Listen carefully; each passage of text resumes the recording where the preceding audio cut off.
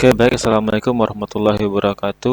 Perkenalkan, nama saya Vinky Evardo. Saya akan menjelaskan laporan presentasi praktikum hardware dasar saya dengan judul instalasi sistemasi operasi Windows. Yang kedua, melakukan praktikan komputer. Yang ketiga, perakitan komputer. Yang ketiga, troubleshooting power supply pada komputer yang diampu oleh Bapak Abdul Rahmat Basar MKOM. Selanjutnya yaitu latar belakang. Latar belakang perangkat menjadi elemen penting dalam sebagai bidang, baik di sektor pendidikan, bisnis maupun hiburan. Sebagai teknologi yang terus berkembang, pemahaman mengenai praktik komputer tidak hanya membantu pengguna dalam memilih komponen yang sesuai, tapi juga meningkatkan efisiensi dari biaya dan performa. Selanjutnya ada rumusan masalah, yaitu ada 4. Bagaimana cara memilih komponen yang sesuai untuk membangun komputer yang baik dan optimal? Apa langkah-langkah yang benar dalam merakit komputer? Komponen berfungsi agar komponen berfungsi dengan baik. Bagaimana cara mengatasi masalah teknis yang muncul saat proses perakitan komputer? Bagaimana memastikan komputer berfungsi optimal setelah proses perakitan?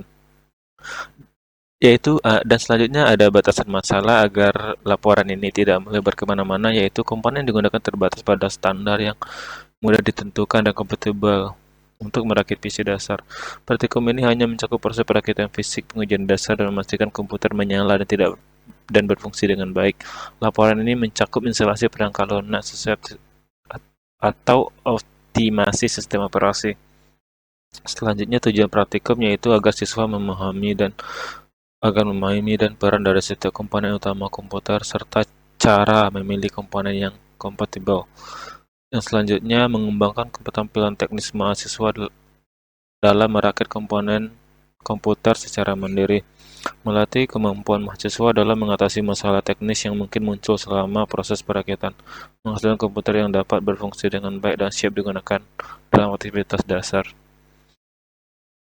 Manfaat praktikumnya itu meningkatkan pengetahuan mahasiswa, memahami dasar-dasar komputer, mulai dari cara hingga fungsi komponen setiap komputer. Yang kedua, kemandirian teknologi. Mahasiswa mampu melakukan perawatan dasar komputer secara mandiri sehingga lebih mandiri dalam mengatasi kendala teknis sederhana. Keterampilan pembacaan masalah. Praktikum ini melatih kemampuan mahasiswa untuk menentukan solusi atas permasalahan teknis pada komputer. Efisiensi biaya. Dengan merakit komputer sendiri, mahasiswa dapat menyesuaikan spesifikasi perangkat sesuai kebutuhan dan anggaran yang dimiliki. Dalam laporan ini sistematika penulisannya yaitu ada bab 1 ada pendahuluan berisi tentang latar belakang, identifikasi masalah, rumusan masalah, batasan masalah, tujuan dan manfaat penulisan. Yang kedua yaitu ada landasan coli, yang itu berisi tentang pendukung dalam praktikan instalasi troubleshooting komputer. Yang ketiga ada metodologi penelitian. Bab ini berisi tentang penelitian alat dan bahan, prosedur perakitan, pengujian sistem, analisis, dan evaluasi kerja. Selanjutnya ada hasil dan pembahasan. Bab ini berisi tentang hasil pembahasan. Hanya ada bab 5, yaitu kesimpulan dan saran, daftar pustaka, lampiran. Selanjutnya ada kajian pustaka, yaitu yang pertama sistem operasi Windows, merupakan sistem operasi generasi kedua setelah perkembangan sistem operasi DOS berhenti. Sumbernya Samad 2021. Pada awal kemunculan Windows telah menggunakan tampil antarmuka serta pasang pada hampir semua komputer IBM dan komputer lain. Oleh karena itu, Windows menjadi sistem operasi yang paling banyak digunakan di dunia. Yang kedua ada Ubuntu. Menurut Arjuni S 2010, Ubuntu adalah operasi turunan dari Linux jenis Debian Universal SID. Ubuntu merupakan proyek komunitas yang bertujuan untuk menciptakan sebuah sistem operasi beserta dengan paket aplikasi yang bersifat free dan open source, karena Ubuntu mempunyai prinsip yang bersifat gratis dan tidak ada tambahan untuk Enterprise Edition. Ubuntu memiliki berbagai kelebihan, diantaranya adalah pemaketan packaging, memiliki aplikasi yang luas, sirkus pembaruan dilakukan secara rutin, dikenal stabil, dan kualitasnya utama di sisi server. Selanjutnya ada dasar perakitan komputer. Itu perakitan komputer adalah proses menyusun penggabungan komponen perangkat keras, membentuk sistem komputer berfungsi sesuai kebutuhan pengguna. Konsep dasar dalam perakitan: pemahaman fungsi, kompatibilitas, dan interaksi antar komponen. Oke, selanjutnya ada metodologi, hasil praktikum, dan pembahasan, yaitu jenis penelitian. Pada poin 3.1-nya. Pada bagian ini dijelaskan bahwa penelitian yang dilakukan adalah penelitian praktikum dengan pendekatan kuantitatif. Penelitian ini bertujuan untuk menganalisis dan mengevaluasi proses perakitan komputer dan inisiasi sistem operasi perakitan troubleshooting pada komputer. Dan selanjutnya yaitu pada poin 3.3.3.2 ada instalasi sistem operasi.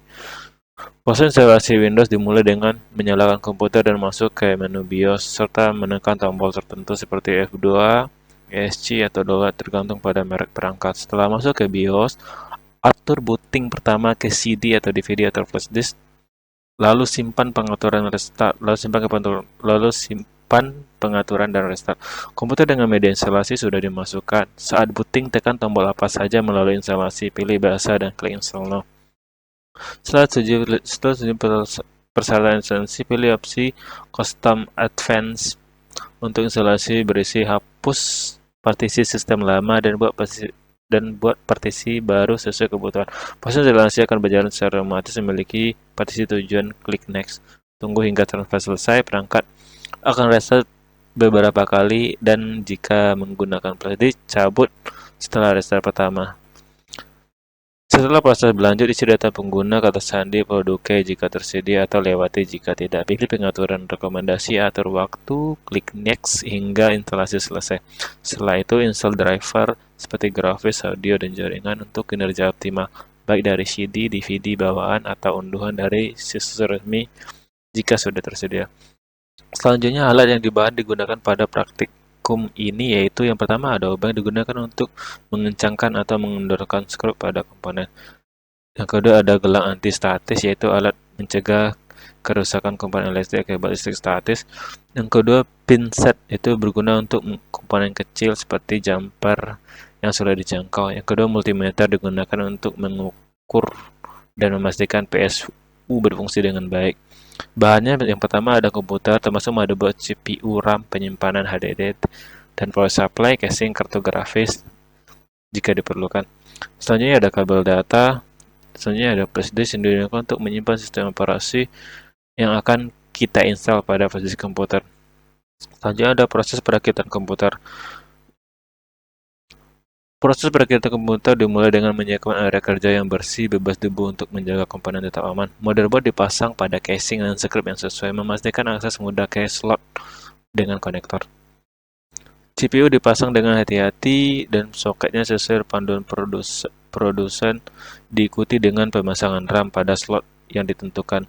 Memperhatikan konfigurasi dual channel jika tersedia. HDD dan SD kemudian dihubungkan ke motherboard menggunakan kabel data dengan koneksi yang kuat. PSU dipasang dan dihubungkan ke motherboard serta komponen lainnya untuk memastikan pasokan daya yang stabil. Jika menggunakan kartu grafis, pemasangan dilakukan pada slot PCIe yang tersedia dan hubungan ke PSU jika diperlukan. Kabel atur dengan rapi, meningkatkan aliran udara dalam casing agar suhu tetap stabil. Terakhir, sistem uji menggunakan monitor keyboard dan mouse untuk memastikan semua perangkat keras dikendali oleh BIOS dan komputer dapat menyala dengan baik.